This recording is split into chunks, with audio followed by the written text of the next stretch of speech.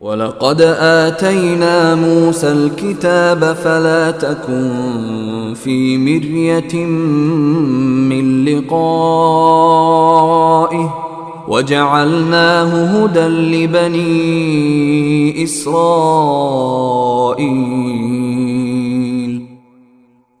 اور حقیقت یہ ہے کہ ہم نے موسیٰ کو کتاب دی تھی، لہٰذا اے پیغمبر تم اس کے ملنے کے بارے میں کسی شک میں نہ رہو، اور ہم نے اس کتاب کو بنو اسرائیل کے لیے ہدایت بنایا تھا۔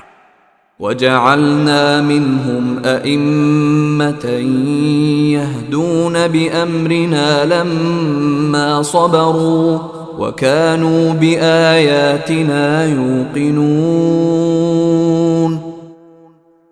اور ہم نے ان میں سے کچھ لوگوں کو جب انہوں نے صبر کیا ایسے پیشوا بنا دیا جو ہمارے حکم سے لوگوں کی رہنمائی کرتے تھے، اور وہ ہماری آیتوں پر یقین رکھتے تھے۔ ان ربک هو یفصل بینہم یوم القیامة فیما كانوا فیہ یختلفون۔ یقیناً تمہارا پروردگار ہی قیامت کے دن ان کے درمیان ان باتوں کا فیصلہ کرے گا جن میں وہ اختلاف کیا کرتے تھے۔